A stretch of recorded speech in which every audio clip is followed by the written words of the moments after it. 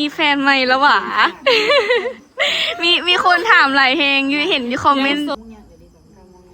ทุกคนเบิ้งวันนี้มีแต่ผู้สาวงามและอีกอย่างใส่สุดแบบคือกันเลยโปรโมทฮะโปรโมทยืนสบายดีทุกคนตอนนี้อลิสาก็อยู่ที่ทางแบงค์รักซาวเนาะคือเขาหันมาอยู่นี่ได้ประมาณ2 มื้อแล้วแต่ว่าก็มาพักอีกอย่างนี้แหละปกติแต่ว่าบังเอิญนะทุกคนเจอผู้สาวยูทูบเบอร์ดังคือกันทุกคนให้ทุกคนเดานะว่าเป็นไผ่จะพาทุกคนไปดูคือเขาเราไม่ได้เห็นกันโดนแล้วเห็นล่าสุดแม่นอยู่เวียงจันทร์แต่ว่ามื้อนี้หันมาเจอกันอยู่ทางแบงค์รักซาวแบบบังเอิญเลยนี่สบายดีสบายดีอลิตาสาวผมยาวเด้อบังเอิญแฮงเวนตอนนั้นเห็นกันล่าสุดกับเอื้อยพาเอื้อยไปไปเสริมอลิสเพื่อนคือกันไปไหนกันขนาดคือกันไงเขาด้วยคือเก็บต้นอ่อนกันเลยน้ำเขาแก้ไม่ได้ไงนั่งก่อนเฮ็ดจังได๋จึงหันมาฮ้อนนี่มีแผนสิไปเวียดนามแล้วก็มาขึ้นรถอยู่ทางแบงค์รักซาวแล้วก็โทรหาป้าว่ามาถ่ายอยู่โรงแรมนี่แล้วสิฝากรถไว้นี่และสิขึ้นรถเมล์ไปมาได้สวรรค์แต่จะมือคุณออกมาตอน2 โมงเนาะเกือบ3 โมงเนี่ยหรือ3 โมงขี่รถชนตู่มาว่านี่แล้วก็ฝากรถไว้อยู่นี่แล้วขึ้นรถเมล์ไปแต่จะมือเข้าห้าก็ออกมาจะเวียงอีก2 ชั่วโมงบอกเหรอแม่เขาบอกว่า9:50 โมงเดี๋ยวนี้9 โมงยังเดี๋ยวนี้9 โมงยังทุกคนเบิ้งวันนี้มีแต่ผู้สาวงามและอีกอย่างใส่สุดแบบคือกันเลยโปรโมทฮะโปรโมทยืนเลี้ยงกันได้หรอใครสุดอะไรนั่นไหนคือกันมาเลยไม่อยากได้เลยไม่ได้มาขายวะเดี๋ยวคุณส่งสุดอลิสาก่อนเลยกำลังว่าสีคอมเมนต์เฮ้ยเบิ้งฮะใครสนใจเฮ้ยบอกเฮ้ยไม่สนใจอันนี้ทางเพจอลิสามาสุดขาเลยย้อนไปสุดกล้ามเนี่ยเด็กๆใส่สบายแฮงคนอวบอย่างใส่ได้ใส่ได้36ลงมาใส่ได้เอลใส่ได้32ทุกคนคือสิแบบยืดแฮงนะยืดสบายบริอึดอัดเดี๋ยวสิส่งไปให้ใส่หมักซีใดอลิสเอาให้ใส่มีหลายสีเลยฟ้าพูดแต่ว่าสีใหญ่ได้เบ็ดได้บ้านข้าวสีพูดงามเลยก็ได้นะพร้อมลงนะเดี๋ยวนี้จ่อยลงคือจะมีเคล็ดลับตีมาเคล็ดลับเดี๋ยวนี้ก็อวบขึ้นดีมาเอากระซาอลิตาดีบอกกันได้ว่ามีตัวอื่นเนาะอันนั้นไว้หลังมืออันนี้หันคันว่าเบิ่งผ่านๆนี่เป็นสาวเวียดเลยแล้วนี่ไปพูดนี่เป็นสาวเวียดคอยของก็คือแต่อันนี้คืออันนี้คือเวียดนี้มีน้ำแบบนี้อันนั้นเนี่ยเมื่อกี้นี่เราว่าสำเร็จเป็นเราแค่เวียดเราจะเป็นหลางหายแล้วก็จะพาไปจุดประสงค์ที่จะไปแม่เนี่ยเขาจะไปที่เนี่ยไปเบิ่งเครื่องเวียดนามจะไปเอาเครื่องเวียดนามมาขายไปเอาคอนแทคของเขานะไปเถอะเดียวแล้วก็แล้วเลยเพราะเขากับจะไปเอาการติดต่อของเขาไปเบิ่งงานเขาแหละเป็นอะไรสิผ้าเขาเลยมาลงฮะเลยอลิสเราเปิดห้านใหม่ห้านเสื้อผ้าอยู่สวรรค์เนาะอยู่ใส่เกาะอยู่เซโนวงเวียนเซโนเลยทางสมุดจะไปปักเซไปทางเซโนหันไปทางอลิสเลยอยู่บ่อนโรงเรียนแคมทางเลยต้องผ่านอลิสก่อนอยากไปอยู่ไหนอยากไปเดี๋ยววางๆสิไปถ้าเป็นซักคิวเราพูดเลยกันเนาะหาลูกค้าไม่แล้วก็สิไปแต่ว่าเราเป็นคนซักนะเอาหน้าสาวเขาก็ซักปิ่มหน้าสาวจะกระซักเดี๋ยวจะกระซักคนเก่งอันนี้ว่ะซักลายเส้นคิวลายเส้นเป็นเบิ้งคือบริษัทเนาะธรรมศาสตร์มาเบิ้งเลยซักมาเลยซักข้อนี้แหละคือโบราณเอาไม่อลิสโดยเนี่ยโบมีคิวอลิสยังอัพคลิปปกติบอสโซนี่ก็ลงปกติบางครั้งนี่ไปไทยมาแล้วค่ะก็ทยอยลงคลิปเพราะว่าบ่ได้ลงมือต่อมือมีกระแสตอนนี้มีแฟนใหม่แล้วหวะ มีคนถามหลายแฮงอยู่เห็นอยู่คอมเมนต์ ยังโสดที่เอาลงค่ะเป็นคอนเทนต์ซื้อ เป็นเพื่อนสาวอ่ะ เป็นเพื่อนสาวต้องออกอยู่บ้างแรกๆ กับอันตอนแรกก็บ่เห็นหน้าเต็มเนาะแต่ว่าไปเบิ่งอันเต็มๆหันจึงฮู้แต่ว่าบางคนเขาก็ยังเชื่อว่า เป็ เป็น น คนเสือแท้ ตลาด เสือว่าเมนนะ แต่ว่าหลายคนก็อกหักนำใดว่าเอ้ยเลิกติดตามแล้วติดตามบททีบเลยขนาดเห็นคลิปออกมาแบบว่าอธิบายว่าอันนี้โบแมนอันแฟนแท้เดิมเป็นคอนเทนต์จริงๆเขายังโสดแต่ก็ยังบ่มีคนเสือนะกับบ างหนึงแล้วอันแมนมีแฟนเป็นตำรวจ เน่สายปั่นนะถ้าเราโสดแล้วบ่ค่อยมีคนสนใจคันว่ามีแฟนใหม่หรือมัน ไม่ได้มาเจอกัน เราบังเอิญ มาสบาย เราสิไปเวียดนี่อันนี้นะสาว สามีอยู่เนาะ บอเราซื้ออันสาวเต้า สเตา สามี ลงมีแค่น้องเหรอ หมีน้อยเนาะ หมีน้อยเนาะ ใหญ่เป็นสาวแล้ววะคะ อุ้ยใหญ่กว่าเฮาอีก จ่อยลงอยู่บ่ เออ อวบบ่ แมนยังอันนั้นอยู่ยัง เอา อั กิ น นแซ่บเด้ แมน มันก้มเนาะหนูเนาะมาแล้วมันเจอกันเบิ่มความบางอันอื่นนั่นน่ะเนาะ ไปตอนนั้นตั้งแต่เดือน11เนาะเขาเห็นกันตอนนั้นเดือน11 แมน เขาไปหากันอยู่ไสวะ อยู่ฮานเฮาดีแล้วก็มีเอลินดามีคำหัก แม่นไปได้ในห้างขึ้นข้างในแล้วบ่ แม่นอันหับลูกค้าแล้วแต่ว่าตอนนี้กับบ่ได้หับเพราะว่าเขามาตั้งแผงดิกับเมย์ก็ขายเครื่องอหย่างสิ ข้างหน้าก็คล้ายเครื่องปกติทำไมก็ไปคลินิกเนาะ แม่น เฮ็ดยังไงอยู่ค่ะ เฮ็ดเบิดรายการความงามอหย่างสิแล้วก็อันลักๆก็แม่นพวกสักคิ้วสักปากอยากซักอยู่ในอัน สักหยังสักปาก สั สั ก ก ปา คิ้ ก ว แบบเฮาขี้ข้านน่ะตื่นมาทาลิปหั่นน่ะ ม อยากแบบว่า แต่ว่าปกติก็บ่ได้เป็นคนปากดำติแบบปากซีด ก็ธรรมดา แต่ว่าอยากให้มันอมชมพูแน่ อื นะ มแบบหน้าสดกะโลด แม่นอยากได้แบบนั้นแหละ เออ มี ได้ โอกาส ได้จัด เจ้า เล ซักอยู่ ย บ่ปะ ซักอันนี้ก็ลิปก็ออกแล้ว เบิ่งก่อน สีมันก็แบบอันนั้น เดี๋ยวเฮ้ยน้องซักปากเฮ้ยอยากซักเด้ เขาอยาก แต่ว่า ห้องเสียง อันว่าเขาก็ซักเป็นแบบสีแบบบัวธรรมชาตินะแล้วเวลามันลอกมันก็ บังเอิญแห้ง อยากได้แบบสิแหละอยากได้แบบกะอมชมพู สบายดี กะเป็นไงวะ โลกกลม เห็นเสยเนาะขนาด พลังว่าเพิ่งวันนี้ ว่าขวัญอยู่แมนบอ ขอเราเรื่องคลิปเจ้าแพง เออ บอกว่าดิตาเนาะคือเป็นตะแพงแท้ เป็นตะเวนหรือเป็นต่อ เป็นตะแพงแบบคุณเจ้าเขาแค่นี้เขากันนะเบิ่งแบบคือสิบ่เขากันแต่ว่าเบิ่งเขากันเนาะภาพขนาดเขาอยาก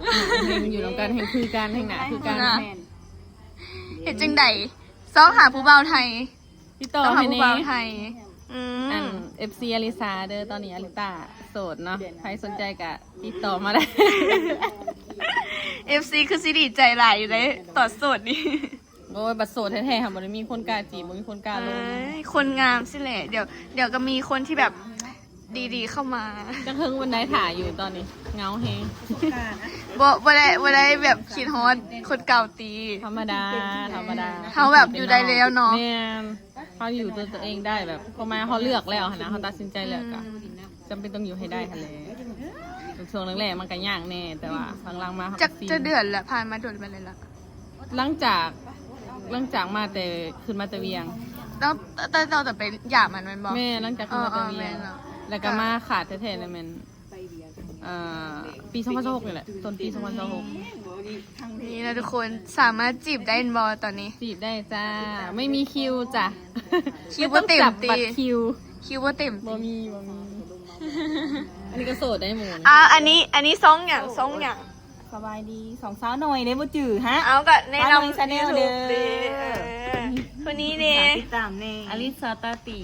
แต่ว่าบ่อัพคลิปแล้วมันบอก ก็มีแผนยังอัพอยู่แต่ก็ยังบ่ไปแน่นอน เจ้าวะ ฮะ ไม่สั่งเจ้าพี่ ไม่จ่านสั่งจอกว่ะ ญี่ปุ่น โต๊ะนั้น ฮัลโหลมากเลย อันโซอันนั้นก็แม่โซแบบสำเนียงภาษาเวียดก่อนเฮาสิไปเวียดเฮาฝึกมาบ่ ไม่มีนะจ้าเป็นแต่ชิ้นจ่าวกับเอียงก็กำเอิญเงี้ยวๆนี่ต้องทำอันหลามเฮาพี่ใคร ดีเนาะมีคนเบียดอันหลายปีแล้วเพิ่นชำนาญแล้วแล้วก็การไปกันมาเพิ่นฮู้เบิดหั้นนะก็ดีเนาะที่ว่าอ้ายเพิ่นมาซอย อันนี้จะเป็นหมู่ของอลัน อืม ของอ้ายอยู่บ้านเดียวกัน แต่ว่าเราไปเฮียนอยู่เวียด และเดี๋ยวนี้อาริต้าเฮ็ดหยัง เดี๋ยวนี้บอกก็เฮียนต่อ เฮ็ดหยังก็เฮ็ดหยัง เฮียนภาษา อ๋อ ถ้าก็เริ่มเฮียนถ้าก็เริ่ม ภาษา เฮีย จีนบ่ ภาษาอังกฤษ อ๋อแต่ว่าอัน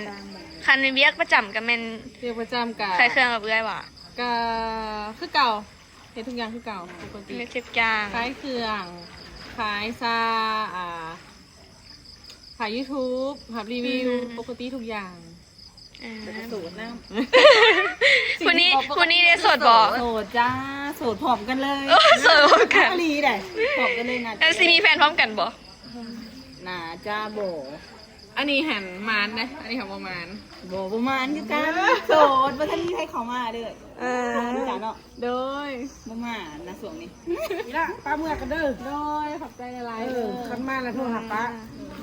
ถ้าจะกินเบียร์ก็มาหาป้านี่ก็ได้ เข้ามา อ๋อป้าเอื้อยอยู่อันทางเบงนี่ว่ะ มีแล้วไปกำพองหงแฮมเลยนี่ อ๋อ ป้าสิเป็นนอนก่อน โดยขอบ นอน ใจ เป็น หลาย นอนดึกบ่ได้อยากโนมันนอนบ่รับ ๆโดย คันมาแล้วโทรหาป้าเด้อ น้ำเงินได้ไหนคือแบบไหนเอง นี่แล้วขับรถมาดิ เก่งเนาะ ไม่คือว่าจับกระเตะรถโอ้โหลืมเลยที่นี่ นี่จ้าทุกคน อย่าง โรงแรมที่เฮานะย้อนก็มีสระ อัน เนาะ นั้นกันจิมาลอยน้ำได้เป็นนุ่งเครื่องกันได้กันไร ค่อยว่ะเออแม่น เตา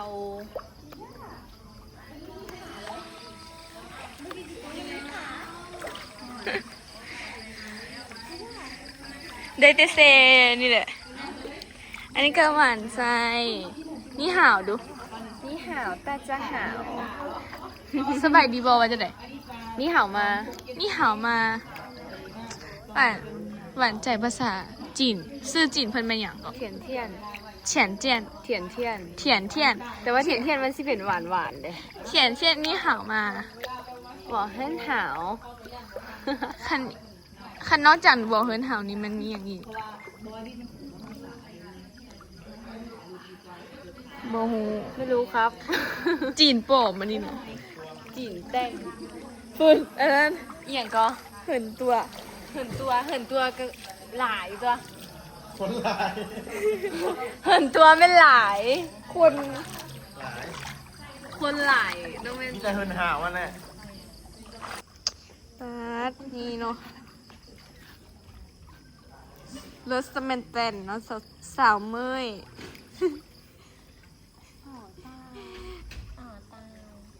อาบน้ำอันสิลอยเด้3 มื้อแล้วยังบ่ลอยไปนี่ทุกคนมีได้ถ่ายรูปนี่ตอนนี้กำลังจะกลับแล้วมันบอกจะกลับ จะไปแล้ว จะขึ้นรถแล้ว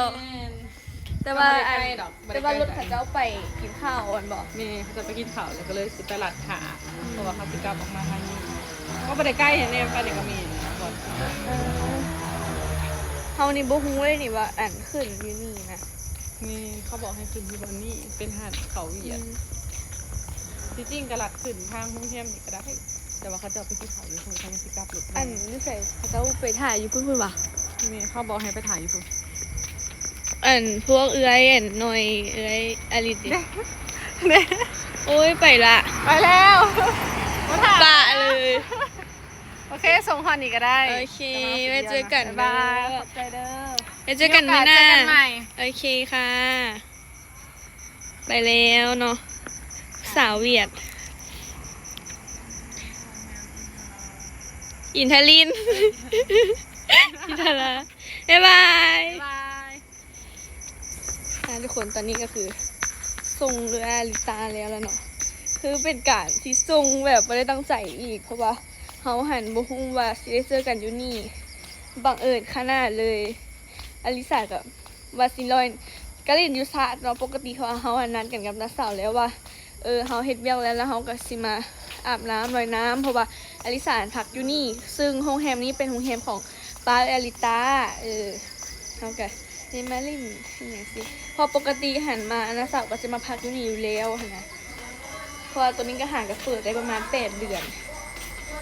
คือเขากลับมาตั้งแต่ตอนที่มันเปิดใหม่ๆเลย คือกับผี โอ้ นี่นะทุกคนบรรยากาศ ดูหน้าจ้ะบอจ้าจะเป็นนางเงือกไทยแล้วว่ะฮูบ เอาถ่ายนะดิไปตัวนาทีเนี่ย ไม่เอาพอแล้ว บอกไม่ได้ถ่ายแบบนั้น ฮะนี่จันสิไทยฮูบบอก มันก็ทันหัน ตั้งเวลาครับมันเราจะได้จังนาที โอ้ยพวกเจ้าจะให้คอยเห็นจังนี้ได้พวกดู คุณไม่อาบน้ เอาที่ใส่ หายจังไหน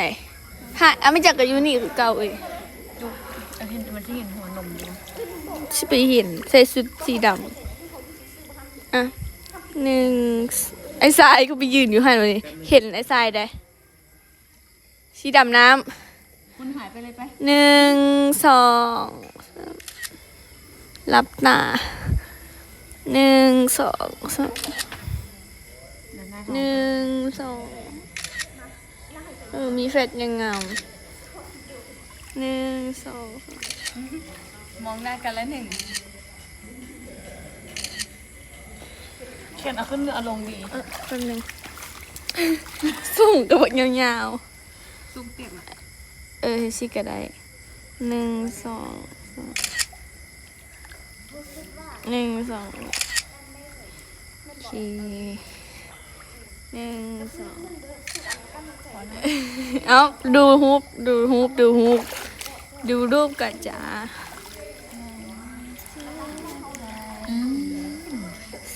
เป็นอะไรประทับใจในความงามของตัวเองมั้ยบอ เลิศแค่โอเตา ไปแต่งเอาเองอีกฮะ จะเอาเตาไปไหมอีเมลจะเรียกอัพให้ลูก จับกันเลย